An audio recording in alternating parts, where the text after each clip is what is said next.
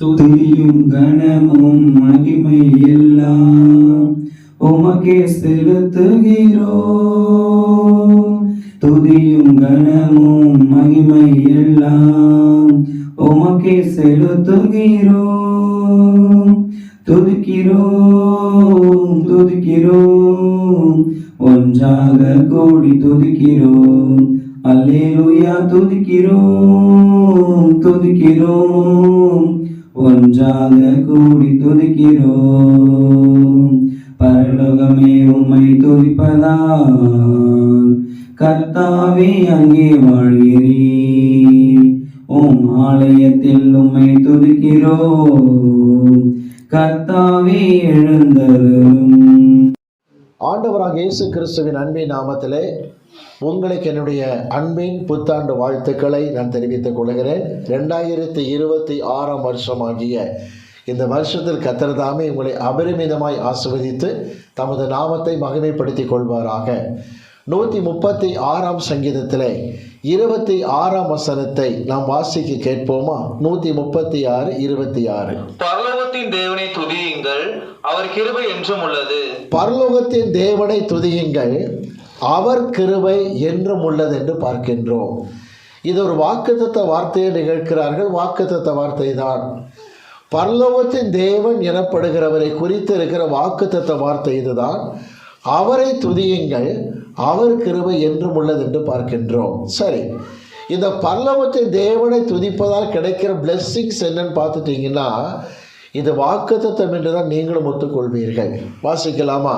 2 நாளாகமத்தின் புஸ்தகம் 6ஆம் அதிகாரம் 21 வசனத்தை வாசிக்க கேட்போம். 2 நாளாகமம் 6:21. உமது அடியேனும் இந்த ஸ்தலத்தில் விண்ணப்பம் செய்ய போகிற உமது ஜனமாகிய இஸ்ரவேலும் பண்ணும் ஜெபங்களை கேட்டருளும். பரலோகமாகிய உம்முடைய வாசஸ்தலத்திலே நீர் அதை கேட்பீராக. பரலோகத்திலிருந்து நீர் அதை கேட்பீராக, கேட்டு மன்னிப்பீராக. மன்னியும் அப்பா. பரலோகத்தில் கிடைக்கிற முதல் பிளெஸிங் நமக்கு என்ன தெரியுமா? பண்ற ஜபத்துக்கெல்லாம் கர்த்தர் ஜபத்தை கேட்டு பரலோகத்திலிருந்து மன்னிக்கிற தேவனாக இருக்கிறார்னு அர்த்தம். 25ஆம் வசனம் வாசிங்க பாப்பா. 2 நாளாம் 6:25. பரலோகத்தில் இருக்கிற தேவரையும் கேட்டு உம்முடைய ஜனமாகிய இஸ்ரவேலின் பாவத்தை மன்னித்து. பரலோகத்திலிருந்து கர்த்தர் கேட்டு மன்னிக்கிற தேவன். 27ஆம் வசனம் வாசிங்க. பரலோகத்தில் இருக்கிற தேவரையும் கேட்டு உமது அடியாரும் உமது ஜனமாகிய இஸ்ரவேலும் செய்த பாவத்தை மன்னித்து. பரலோகத்திலிருந்து கேட்டு மன்னிப்பை அருளுகிற தேவன். 30ஆம் வசனம் வாசிங்க. வசனம் 30. உம்முடைய வாசஸ்தலமாகிய பரலோகத்தில் இருக்கிற தேவரையும் கேட்டு மன்னித்து. கர்த்தர் பரலோகத்திலிருந்து கேட்டு மன்னிப்பை அவர் அருளி செய்து விடுகிறார். ஒரு விஷயம் தெரியுமா உங்களுக்கு? மன்னிப்பு என்பதற்கு எபிரேய மொழியின் சரியான தமிழாக்கம் என்ன தெரியுமா? பாவ சம்பந்தப்பட்ட பாரத்தை அவர் ஏற்றுக்கொள்ளுகிறார், நமக்கு விடுதலையை தருகிறார். எவனுடைய மீறுதல் மன்னிக்கப்பட்டதோ என்று 32ஆம் சங்கீதத்தில் வாசிக்கிறோமே, அதுக்கு அர்த்தம் என்ன? நீங்கள் பாவத்தை நல்லா அறிக்கையிட்டு அழுது ஜெபிச்ச உடனே அடுத்த 2 நாளில் உங்கள் வீட்டு வாசலில் போஸ்ட்மேன் வந்து நின்று அக்னாலஜ்மெண்ட் கார்டு கர்த்தர் கொடுத்துருக்கிறாரு, உன் பாவம் மன்னிக்கப்பட்டு சொல்லிகிட்டு இருக்க மாட்டார். நீங்கள் அறிக்கையிட்டு ஜெபித்த உடனேயே மனதில் விடுதலை இருக்கும். அந்த பாரத்தை கர்த்தர் சுமந்து கொள்ளுகிறவராக இருக்கின்றார். ஆகவே தான் உண்மையாக பாவத்தை அறிக்கையிட்டு ஜெபிக்கிற எவரும் அடுத்த துக்க முகமாகவே இருக்க மாட்டாங்க. சிலர் சொல்லுவாங்க, நல்லா கண்ணீரோடு மணிக்கணக்காக ஜெபிச்சேன்னு, ஆனாலும் அந்த மூஞ்சு உம்முனா மூஞ்சாக தான் இருந்துக்கிட்டே இருக்கும். கண்டுபிடிச்சிடலாம் இவங்க ஒழுங்காக ஜெபம் பண்ணலன்னு கண்டுபிடிச்சிடலாம். உண்மையிலேயே கர்த்தருடைய சமூகத்தில் அறிக்கையிட்டு ஜெபிச்சாங்கன்னா மனசில் இருக்கிற பாரங்கள் எல்லாம் மாறிடும். 1 சாமுவேல் 1ஆம் அதிகாரத்தில் 18ஆம் வசனத்தில் அன்னாளை குறித்து இப்படி ஒரு வார்த்தை வருது. அப்புறம் அன்னாள் துக்க முகமாய் இருக்கவில்லை. என்ன பண்ணிருக்கு?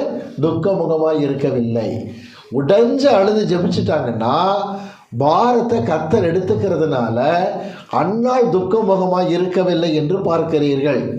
இப்போ பாவத்தை நீங்கள் அறிக்கை செய்யும் போது உண்மையான இருதயத்தோடு அறிக்கை பண்ணீங்கன்னா அவர் மன்னிச்சிட்டாருன்னா யாரும் ஒன்றும் செய்ய முடியாது. 34ஆம் சங்கீதம் 22ஆம் வசனம் சொல்லுகிறது, அவர் தமது ஊழியக்காரரின் ஆத்துமாவை மீட்டுக் கொள்ளுகிறார், அவரை நம்புகிற ஒருவன் மேலும் குற்றம் சுமராது. சண்டே கிளாஸ் நான் அட்டன் பண்ணிக்கிட்டு இருந்த நாட்கள், 4ஆம் கிளாஸ் 5ஆம் கிளாஸ் படிக்கும் போதெல்லாம் சண்டே கிளாஸில் ஃபஸ்ட் ப்ரைஸ் வாங்குகிற பழக்கம் கொண்டு வசனம் ஒப்பிச்சு. அப்போ எங்கள் டீச்சர் சொன்ன அந்த கதை இன்னும் எனக்கு ஞாபகம் இருக்குது. அது அடிக்கடி நிறைய இடத்துல நானே கூட சொல்லியிருக்கிறேன். அவங்க சொல்லும்போது இந்த சண்டே கிளாஸ் டீச்சர் சூசன்னு ஒரு அக்கா இருக்காங்க, ரொம்ப வேடிக்கையாக பேசுவாங்க. அவங்க என்ன சொன்னாங்கன்னா, விளையாடிக்கிட்டு இருக்காங்க பசங்கள்லாம், பக்கத்து வீட்டுக்கார் வாத்து வளர்த்துக்கிட்டு இருந்தார். அப்போ ஜான் அப்படிங்கிற பையன் சும்மா வாத்தை விளையாட்டாக கல்லை தூக்கி அடிக்க போட்டால் கரெக்டாக வாத்தினுடைய மண்டையில் கல் அடித்து அப்படியே வாத்து கீழே விழுந்தது. படபடபடன்னு ஒரு மாதிரி ரெக்கை பண்ணிச்சு, வாத்து செத்து போச்சு. வாத்து கல்லடிபட்டு ஜானுடைய கல்லடிபட்டு செத்து போனதை அவன் நண்பன் தாமஸ் அப்படிங்கிறவன் பார்த்துட்டான். இப்போ அந்த தாமஸ் என்ன பண்ணா தெரியுமா, டேய் வாத்தை கொண்டுட்டல்ல, சத்தம் காட்டாமல் வந்துட்டல்ல, அந்த கதையை நான் சொல்லிட போகிறேன் அந்த பக்கத்து விட்டு அங்கிள்கிட்ட அப்படிம்பான். டேய் சொல்லாதரான்னு. அப்போ நான் சொல்லாமல் இருக்கணும்னா எனக்கு இதை கூட அதை கூடன்னு தாமஸ் ஜான்கிட்ட நிறைய பொருள் வாங்க ஆரம்பிச்சிட்டான். ஒரு நாள் ஜான் சர்ச்சில் உட்கார்ந்துருக்கும் போது, பாவங்களை மறைக்கிறவன் வாழ்வடைய மாட்டான், அறிக்கை செய்து விட்டு விடுகிறவனோ இரக்கம் பெறுவான்ற வசனத்தை அங்கே சர்ச்சில் பாஸ்டர் பேசும்போது உன்னிப்பாக கவனிச்சுக்கிட்டு இருந்தான். அவன் உள்ளத்தில் கர்த்தர் பேசினார், பாவத்தை அறிக்கையிட்டுடுப்பா, சொல்லிடு ஓப்பனா. முழங்கால் போட்டு கண்ணீரோடு ஜெபம் பண்ணான். பக்கத்து விட்டு அங்கிள்கிட்ட போகிறேன், சொல்லுகிற தைரியத்தை தாருன்னு சொன்னான். கர்த்தர் பலப்படுத்தினார். வெகு நாளாக வார்த்தை யார் கொண்டான்னு தெரியாமல் இருந்த அங்கிள்கிட்ட போய், அங்கிள் ஜான் வந்திருக்கேன் சொல்லுப்பான்னாரு. அங்கிள் கடந்த ஒரு 10 நாளைக்கு முன்னாடி விளையாட்டாக கல்லை தூக்கி போட்டேன், உங்கள் வாத்து தலையில் பட்டுச்சு அங்கிள், அந்த வாத்து சாகிறதுக்கு நான் தான் காரணம், ஏசப்பா எனக்கு பேசினாருன்னு சொன்ன உடனே அந்த அங்கிள் கட்டி அணைச்சிக்கிட்டார். பரவாயில்லப்பா, உன் மனசில் சமாதானம் இல்லை, எடுத்து நீ சொல்லிட்டல்ல, நான் உனக்கு மன்னிச்சிட்டேன், விளங்குதா, இது அப்படியே மறந்துடு, நீ ஆண்டவருக்கு பிரியமான பிள்ளையாயிரு, இனி கவனமாருன்னு சொல்லிட்டார். அடுத்த நாள் வந்தது, தாமஸ் வந்தான். டேய் ஜான், நான் சொல்லக்கூடிய பொருளை கொடுன்னா. முடியாது. டேய் வாத்து அப்படின்னா தாமஸ். உடனே இவன் நேத்து அப்படின்னா அதை உடனே நேத்து நானா, அவன் வாத்துங்கிறான் நேத்துங்கிறான். என்னடா சொல்கிற, போய் எல்லாம் அங்கிள்கிட்ட சொல்லிட்டேன்டா, அங்கிள் மன்னிச்சிட்டாரே. என்றைக்குமே கர்த்தருடைய பிள்ளைங்க உள்ளத்தின் ஆழத்திலிருந்து பாரத்தை கொட்டிட்டாங்கன்னா, கர்த்தர் மன்னிச்சிட்டாருன்னா எங்கேருந்து மன்னிக்கிறாரா, பரலோகத்திலிருந்து மன்னிக்கிற தேவன். பரலோகத்தின் தேவனை ஏன் துதிக்கிறோம், அவர் கிருபை என்றும் உள்ளதுன்னா, பரலோகத்திலிருந்து ஜெபத்தை கேட்டு மன்னிக்கிற தேவனாக இருக்கின்றார். அடுத்து பாருங்க, 2 நாளாகமம் 6ஆம் அதிகாரம் எடுத்துக்கொள்ளுங்களேன். 2 நாளாகமம் 6ஆம் அதிகாரம் எடுத்துக்கொள்ளலாம். 33ஆம் வசனத்தை வாசிக்கலாம், கேட்போம்.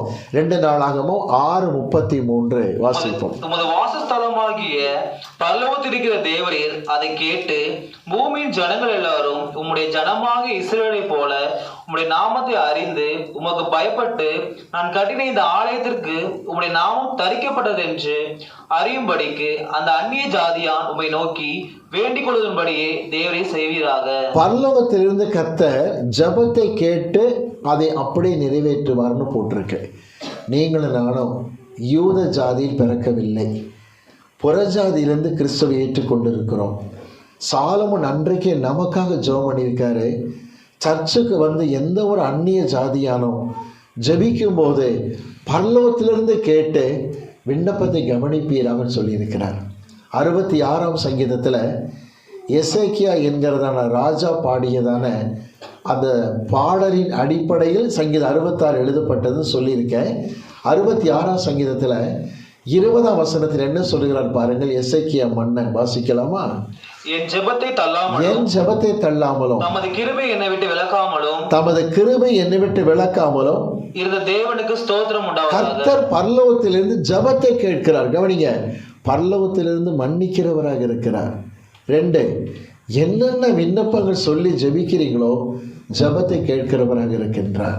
பிரியமான பிள்ளைகளே, 2026 துவங்கிடுச்சு. நான் உங்களுக்கு மிகுந்த ஒரு அன்போடு கூட அந்த அழைப்பை நான் கொடுக்கிறேன். எப்பெல்லாம் வீட்டில் நீங்கள் ஃப்ரீயாக இருக்கீங்களோ, வருஷ கடைசியில் தான் சர்ச்சுக்கு நீங்கள் நிற்கணுன்ற அந்த சட்டம் கிடையாது. எப்பெல்லாம் நீங்கள் விடுதலையாக இருக்கீங்களோ, கொஞ்சம் ஃப்ரீயாக இருக்கிறீங்களோ, ஜெபிக்கணும்னு நினைக்கிறீங்களோ, மனசு உடைஞ்சு ஜெபிக்க மனசு ஒரு பாரம் இருக்கும், இந்த ஆலயம் உங்களுக்காகவே திறந்திருக்கிறது.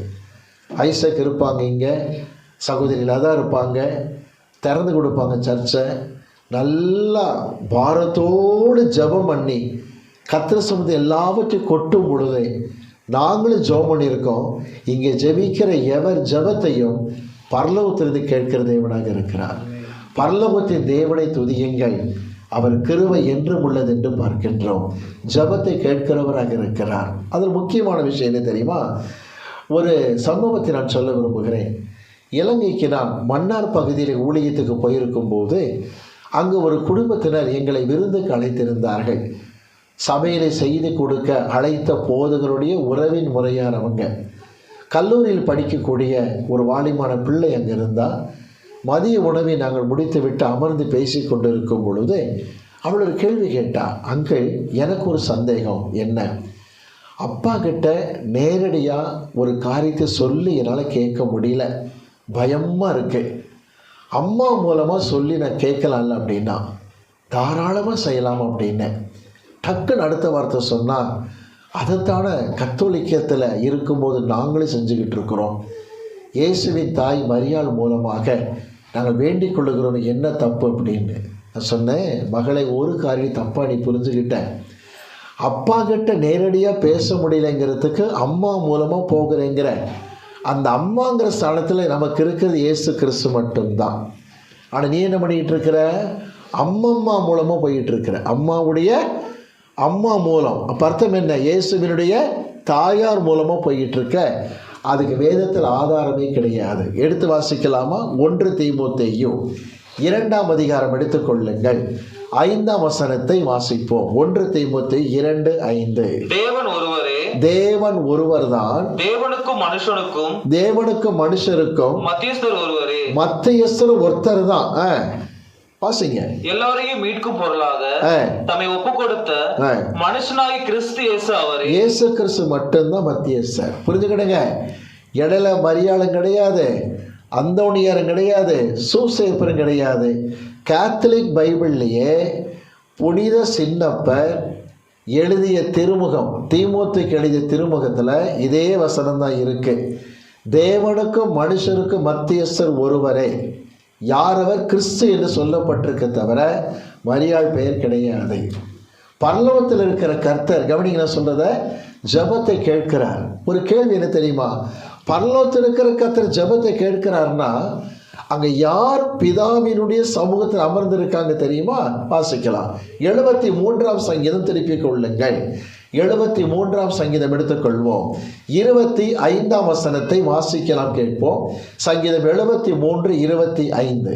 பரலோகத்தில் உம்மை அல்லாமல் எனக்கு யார் உண்டு? பரலோகத்தில் உம்மை அல்லாமல் எனக்கு வேற யார் உண்டு? அர்த்தம் தெரியுமா? மரியாளும் கிடையாது, சூசேப்பரும் கிடையாது, அந்தோணியாரும் கிடையாது. திரும்ப சொல்லுகின்றேன், பரலோகத்தில் இயேசு கிறிஸ்துவை தவிர எனக்கு வேற யார் உண்டு என்று சங்கீதக்காரன் ஆசாப் கேட்கிற கேள்வியை பார்க்கிறீர்கள். நல்லது பிரியமானவர்களே, பரலோகத்தின் தேவனை துதியுங்கள், அவர் கிருபை என்றும் உள்ளது. ஏன்?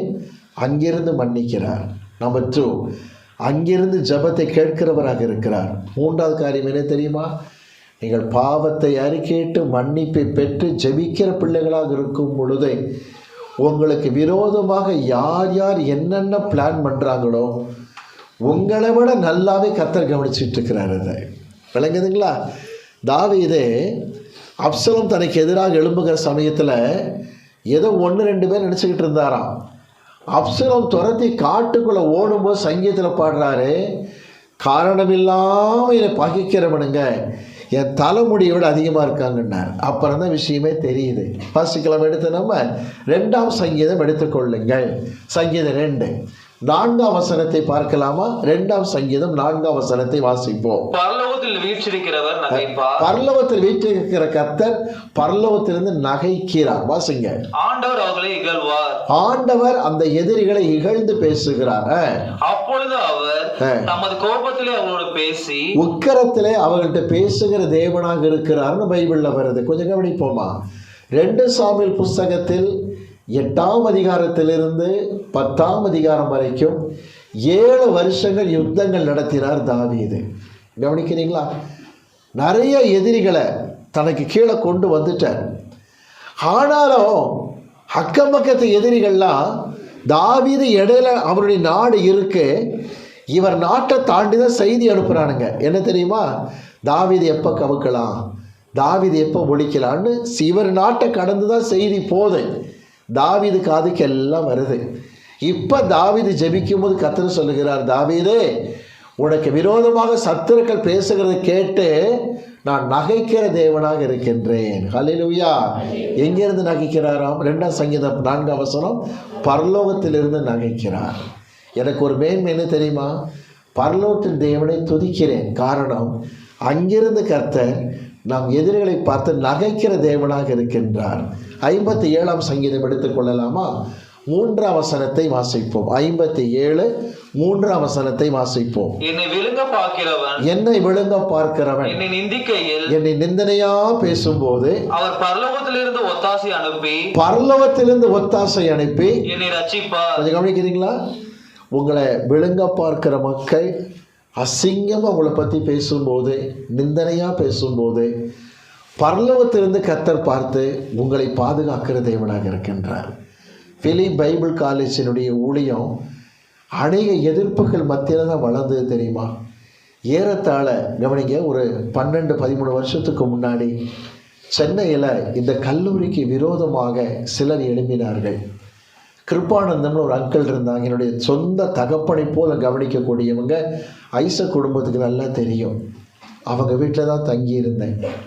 அனாவசியமாக என் மேலே பழி போட்டு ஒரு பொருளையை கிளப்பி போலீஸ் ஸ்டேஷனுக்கு கம்ப்ளைண்ட் ஆகிடுச்சு. என்ன தெரியுமா? பைபிள் காலேஜில் சேர்றவங்களுக்கெல்லாம் கவர்மெண்ட்டில் வேலை வாங்கி தரேன் நான் சொன்னேனா? கேட்டிங்களா? இது ஒரு பெரிய பிரச்சனையை கிளப்பி வியாபாரிகள் சங்கத்தெல்லாம் இழுத்து ஒருத்தர் அடித்தாம் பாருங்க கூத்து பயங்கரமாக.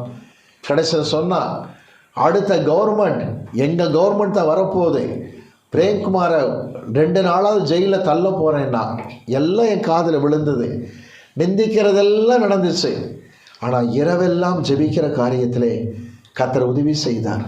அங்கிள் கிருபானந்தர் சாட்சி சொன்னாங்க. ஒரு ஸ்டூடெண்ட்ஸ் மீட்டிங்கில் நைட்டு 12:30 மணி ஸ்க்ரீனை தள்ளி பார்க்குறேன், ஜெபம் பண்ணிகிட்டு இருக்கிறாரு. 2:30 மணிக்கு ஸ்க்ரீனை தள்ளுறேன், ஜெபம் பண்ணிகிட்டு இருக்கிறாரு. அழுது அழுது அழுது ஜெபம் பண்ணிகிட்டு இருக்கிறேன். ஆண்டவரே விழுங்க பார்க்குறாங்க, அனாவசியமாக நிந்திக்கிறாங்கப்பா. நடந்தது தெரியுமா? அந்த கேஸை வாபஸ் பண்ணுன்னு போலீஸ் அதிகாரி அந்த எதிரியை கடிந்து கொள்ள ஆரம்பித்தார். பொய்ப்பிராதை கொடுத்துருக்கேன். அது மட்டும் இல்லை, எந்த கவர்மெண்ட்டை எதிர்பார்த்தாரோ அடுத்து அந்த கவர்மெண்ட்டே வந்துச்சு. உடனே சொன்னாங்க, பாஸ்டர் இந்த கவர்மெண்ட் வந்து அவங்களுக்கு உள்ளே தள்ளுவேங்க. நான் சொன்னேன், கத்தட்ட எல்லாம் இருக்குன்னு. நடந்தது தெரியுமா? அவன் எதிர்பார்த்த கவர்மெண்ட் வந்துச்சு தமிழ்நாட்டுக்கு. அடுத்த வாரமே இவன் ஜாமீன் வாங்கிய தலைமுறை வாங்கிட்டாங்கயோ. பெரிய பிரச்சனை வந்து ரியல் எஸ்டேட் பிஸ்னஸில் ஓடி ஒளிஞ்சிட்டான், ஆளே இல்லை. திரும்ப சொல்லுகின்றேன், நம்மை விழுங்க பார்க்கிற மக்கள் நிந்திக்கும் போது பரலோகத்திலிருந்து ஒத்தாசை அனுப்புகிற தேவனாக இருக்கிறார் என்பதை ஒரு காலம் மறக்கக்கூடாது.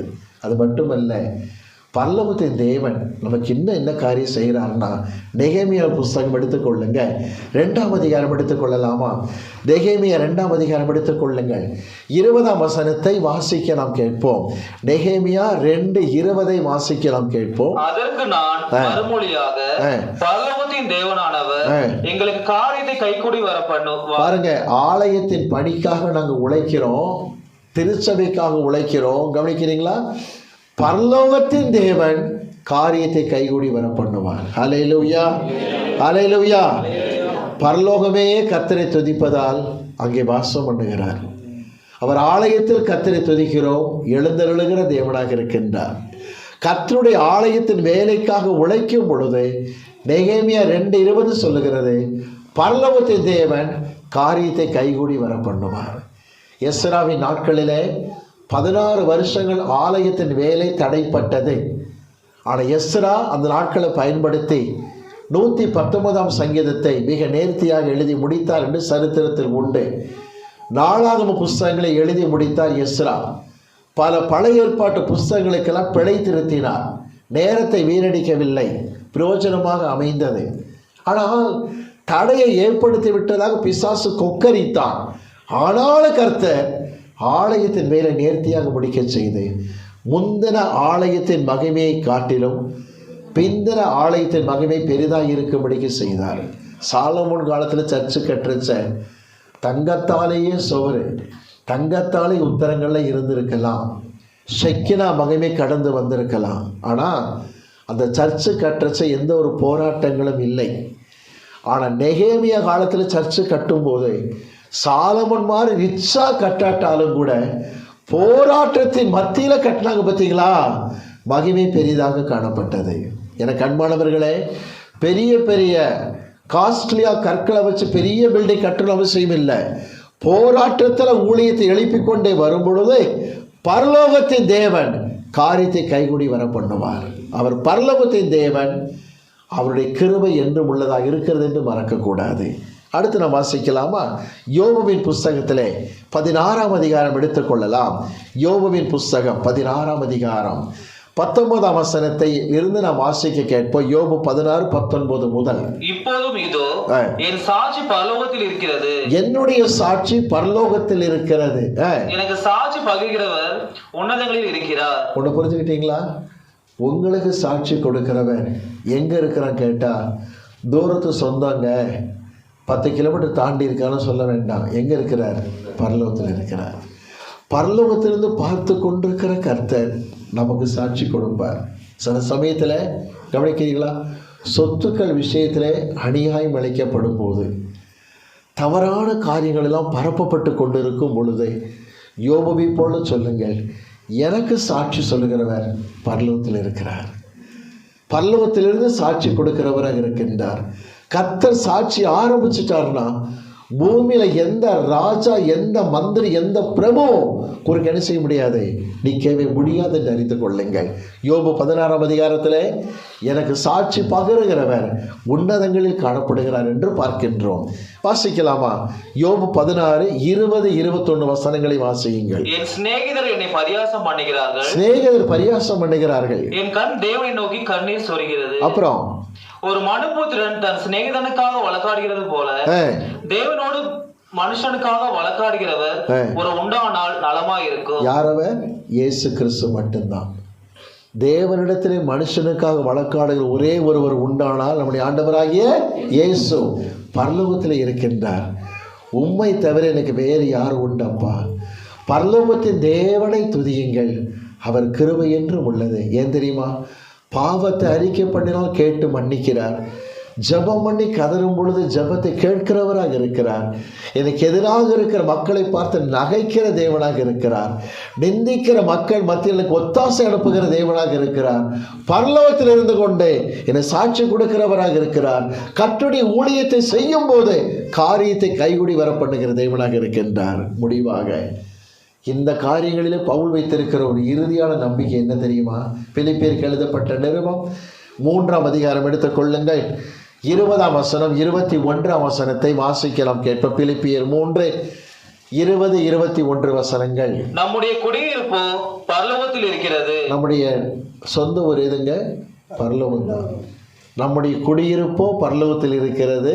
அங்கிருந்து கர்த்தராகிய இயேசு கிறிஸ்து என்னும், பரலோகத்திலிருந்து கர்த்தராகிய இயேசு கிறிஸ்து என்னும் இரட்சகர் வர எதிர்பார்த்து கொண்டிருக்கிறோம். நம்முடைய இரட்சகர் வருவதற்கு எதிர்பார்த்து கொண்டிருக்கிறோம். அவர் எல்லாவற்றையும் தனக்கு கீழ்ப்படுத்திக் கொள்ளத்தக்க, அவர் எல்லாவற்றையும் தமக்கு கீழ்ப்படுத்திக் கொள்ளத்தக்க தம்முடைய வல்லமையான செயலின்படியே, தம்முடைய வல்லமையான செயலின்படியே நம்முடைய அற்பமான சரீரத்தை, கவனிங்க, இந்த அற்பமான சரீரத்தை நம்முடைய மகிமையான சரீரத்திற்கு, தம்முடைய மகிமையான சரீரத்திற்கு ஒப்பாக மறுரூபப்படுத்துவார். ஹல்லேலூயா. பரலோகத்தில் இருக்கிறது குடியிருப்பு. அங்கிருந்து இயேசு கிறிஸ்து வருவார். அவருக்கு ஒப்பாக இருப்போம் என்று அறிந்திருக்கின்றோம். அப்படின்னா நம்ம எப்படி திரும்ப இருக்கணும்? இந்த உலகத்தில் ஜீவிக்கும் பொழுதே பரலோகத்துக்கு ஆயத்தமான பிள்ளையாக கவனிக்கிறீங்க. நம்முடைய ஆவிக்குரிய வாழ்க்கை மறுரூபம் ஆகிக்கிட்டே இருக்கணுங்கிறத மறக்காதீங்க. எடுத்து வாசிக்கலாமா? 2 கொரிந்தியர் 3ஆம் அதிகாரம் எடுத்துக்கொள்ளுங்கள். எனக்கு மிக மிக பிடித்தமான ஒரு வசனம் இது. 2 கொரிந்தியர் 3ஆம் அதிகாரம் எடுத்துக்கொள்ளலாம். எடுத்துக்கொண்டீர்களா? 3ஆம் அதிகாரத்தில் 18ஆம் வசனம் பாருங்க. நாம் எல்லாரும் 2 கொரிந்தியர் 3:18 நாம் எல்லாரும் திறந்த முகமாய் கர்த்தருடைய மகிமையை கண்ணாடியிலே காண்கிறது போல கண்டு ஆவியாய் இருக்கிற கர்த்தரால் அந்த சாயலாகத்தானே மகிமையின் மேல் மகிமை அடைந்து மறுரூபப்படுகிறோம். கவனிங்க தம்பி, மகளை கவனிமா. இந்த உலகத்தில் ஜீவிக்கிற நமக்கு ஒரு நம்பிக்கை என்ன தெரியும்? என்ற சொந்த ஊர் பரலோகம். பரலோகத்திலேருந்து கர்த்தர் வருவார், தம்முடைய சாயலுக்கு ஒப்பாக மறுரூபப்படுத்துவார்னா இப்பவுமே என் வாழ்க்கை என்ன செய்யணும்? மறுரூபப்பட்டுக்கிட்டே வரணும். கவனிச்சிருக்கீங்களா? கோழி முட்டைக்குள்ள இருக்கிற அந்த குஞ்சினுடைய சரீரத்தில் உருமாற்றம் நடந்துக்கிட்டே இருக்கும். 21 நாள் கழித்து முட்டை பொரிஞ்சு தாய்க்கோழி சாயலாக குஞ்சு வெளியில் வர மாதிரி எனக்குள் மறுரூபம் ஆகிட்டே இருக்கிறேன். ரகசிய வருகை வரும்போது அவருக்கே ஒப்பாய் மாறப்போகின்றேன். எப்படி அந்த முட்டை பொரிந்து அந்த கோழி குஞ்சு தாய் சாயலாக வெளிவருகிறதோ அப்படி கர்த்தர் என் சரீரத்தை மாற்றத்தான் போகிறார். இதைத்தான் பிலிப்பியர் 3:20-21 சொல்லுகிறது. என்னுடைய குடியிருப்போ பரலோகத்தில் இருக்கிறது. ஆகவே பிள்ளைகளை கவனிங்க, 2026 உங்கள் சரீரத்தை பரிசுத்தமாய் காத்துக்கொள்ளுங்கள்.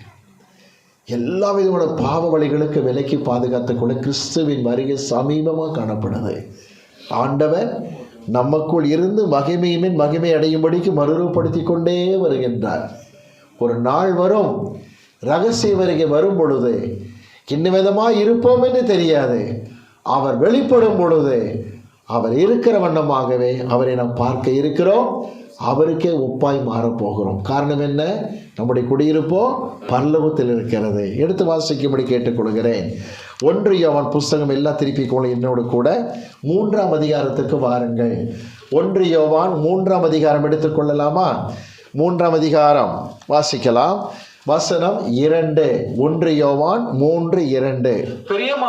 பிரியமானவர்களே, இப்பொழுது தேவனுடைய பிள்ளைகளாய் இருக்கிறோம், இனி எவ்விதமாய் இருப்போம் என்று இன்னும் வெளிப்படவில்லை.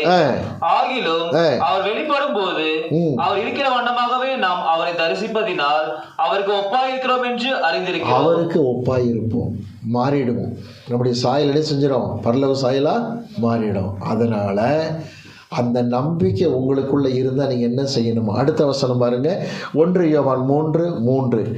அவர் மேல் இப்படிப்பட்ட நம்பிக்கை வைத்திருக்கிறவன் எவனும் அவர் சுத்தமுள்ளவராய் இருக்கிறது போல தன்னையும் சுத்திகரித்துக் கொள்ளுகிறான். பிள்ளைகளை கவனமாக இருங்க.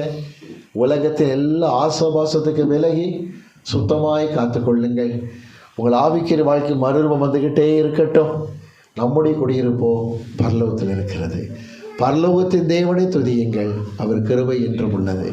ஜெபிக்கும் போது பாவத்தை மன்னிக்கிறார், ஜெபிக்கும் போது ஜெபத்தை கேட்கிறார், எதிரிகளை பார்த்து நகைக்கிறவராக இருக்கிறார், எதிராளி மத்தியில் ரட்சிக்கிற தேவனாக இருக்கின்றார், தேவ ஊழியத்தை கைகூடி வர பண்ணுகிற தேவனாய் காணப்படுகின்றார். இத்தனை ஸ்லாக்கியங்களை கொடுத்து வருகை நாளிலே தம்முடைய சாயல் கோப்பாக நம்மை மாற்றுவார். நம்முடைய குடியிருப்போ பரலோகத்தில் இருக்கிறது. ஜெபிக்கலாமான்ற சமூகத்திலே எல்லாரும் ஜெபத்தில் இருப்போம். கர்த்தருடைய சமூகத்தை நோக்கி நாம் பார்ப்போம்.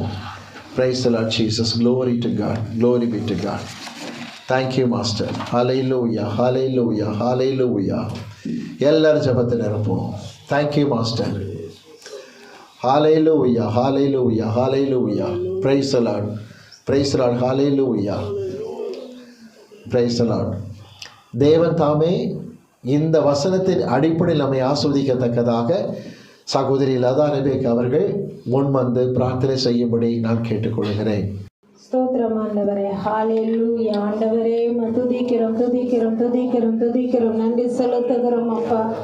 பரலோகத்தின் பிதாவே, உடைய குமாரனாக இயேசு கிறிஸ்து நாமத்தினால உடைய சமூகத்தை நோக்கி வந்திருக்கிற ராஜா ஆவியானவரே, ஆரம்பத்திலிருந்து ஆண்டவர் அப்பா இந்த நேரம் வரைக்கும் உடைய கிருபை எங்களை தாங்கினதுக்காக அப்பா, எங்களை ஒவ்வொரு இமை பொழுதிலும் கர்த்தரைகளோடு கூட நீ பேசினதுக்காக உமக்கு நன்றி ஆண்டவரே. இப்பொழுது கூட இந்த வாக்குத்த வசனத்தை கர்த்தர் எங்களுக்கு கொடுத்தீரே ஆண்டவரே, அதற்காக உமக்கு நன்றி செலுத்துகிறோம் நன்றி செலுத்துகிறோம் நன்றி செலுத்துகிறோம் ஆண்டவரே. அப்பா கர்த்தாவே எங்களை ஒவ்வொருத்தரையும் கர்த்தர் நீர் பலப்படுத்துவீராக. வந்திருக்கிற ஒவ்வொரு பிள்ளைகளும் இந்த புது வருடத்தை கர்த்தர் தாமே ஆசீர்வாதத்தை நீர் கொடுக்கும்படியா நாங்கள் ஜெபிக்கிறோம் அப்பா. அண்ணனை மறைத்து கர்த்தர் நீர் வெளிப்பட்ட வார்த்தைகளுக்காக நன்றி அப்பா. பரலோகமே உம்மை துதிப்பதாக என்ற வார்த்தைக்காக உமக்கு நன்றி நன்றி நன்றி ஆண்டவரே. அப்பா நீ கர்த்தர் தாமே எங்களோடு கர்த்தர் நீ பேசினதுக்காக ஸ்தோத்திரம் ஆண்டவரே. பழையவைகள் யாவும் ஒளிந்தன எல்லாம் புதிதாகின என்ற வார்த்தைக்காக நாங்கள் நன்றி செலுத்துகிறோம் ஆண்டவரே. பா எங்களை பலப்படுத்தும் நீர் ஆசீர்வதியும். வந்திருக்கிற ஒவ்வொருத்தரையும் கர்த்தர் ஆசீர்வதிக்கும்படியா நாங்கள் ஜெபிக்கிறோம் அப்பா. இந்த நேரம் முழுவதும் நீர் பாதுகாத்துக் கொள்ளும். இந்த வருடம் முழுவதும் எங்களை நீர் ஆசீர்வதிப்பீராக. நீ வழி நடத்துகிறதுக்காக நன்றி. இயேசு கிறிஸ்து வல்லமுள்ள நாமத்தினால ஜெபங்களுக்கு நல்ல பிதாவே, ஆமென்.